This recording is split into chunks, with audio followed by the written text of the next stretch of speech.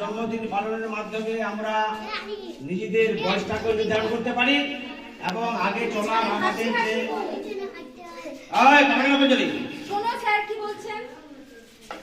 আমাদের সবাইকে সামনে এগিয়ে যেতে হবে, সেটা লেখাপড়ার মাধ্যমে হোক, খেলাধুলার মাধ্যমে হোক, বাড়ির যে কোনো কাজের মাধ্যমে হোক, বা দেশের কাজে হোক বা বিদেশের কাজে হোক, যে কোনো কাজে আমাদের এগিয়ে যেতে হবে।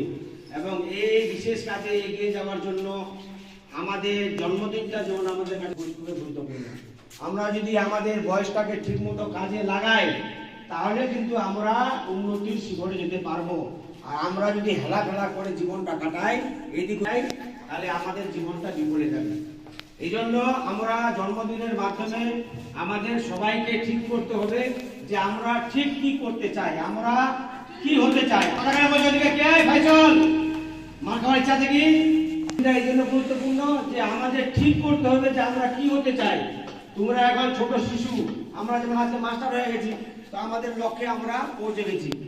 এখন তোমাদের লক্ষ্যটাকে ঠিক করতে হবে যে তোমাদের মধ্যে কে কি হতে চায়। কে শিক্ষক হবে, কে উকিল হবে, কে ডাক্তার হবে, কে ইঞ্জিনিয়ার।